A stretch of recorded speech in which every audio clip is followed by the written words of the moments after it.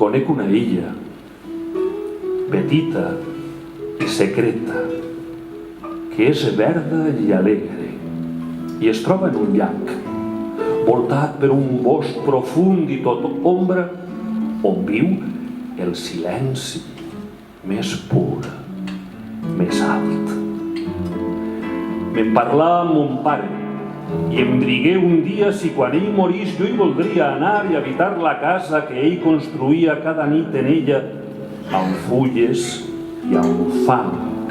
vora una font que es guitava estrelles abans d'adormir-se i anar-hi a pescar. Li vaig dir que sí, i em mostrà en un mapa de somni, desig, amor